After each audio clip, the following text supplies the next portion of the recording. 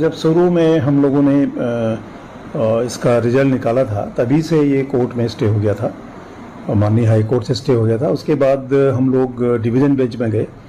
Division bench के बाद हमें परमिशन मिली कि हम इनकी स्क्रूटनी करके डिपार्टमेंट को रिकमेंडेशन भेज दें, और हमने फरवरी में ही रिकमेंडेशन भेज दिया था।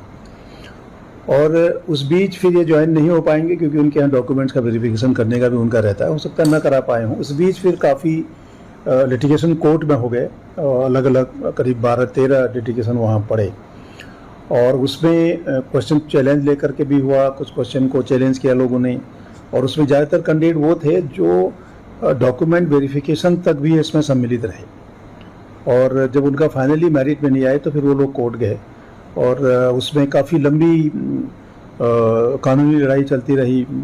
और फिर इस बीच में हमें उसमें माननीय कोर्ट से यह आदेश हो गया कि जो 1300 कुछ बच्चे जिनका रिकमेंडेशन चला गया है उनको कोई दिक्कत उसमें नहीं है। जो कोर्ट के जो जजमेंट होंगे, जो आदेश हैं, वो उस बाकी लोगों पर लागू होंगे जो सीटें भी बची हुई हैं।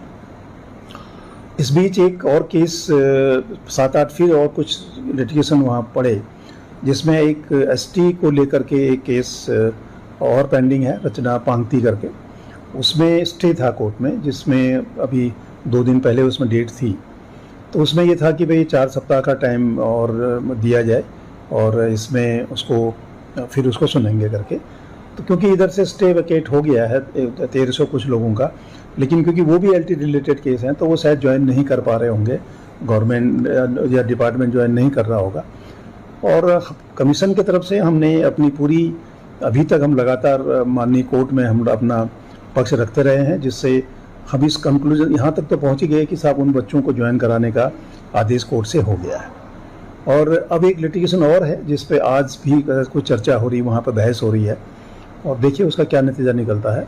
हमारी कोशिश, और हम भी यही चाहते हैं कि जो बच्चे 1300 कुछ बच्चों जिनका रिकमेंडेशन चला गया वो बच्चे ज्वाइन करें, और जो माननीय कोर्ट का जो फर्दर आदेश है उसके जो डायरेक्शन है, जो बचे हुए सीट पर उस पर, ताकि हम लोग काम कर सकें।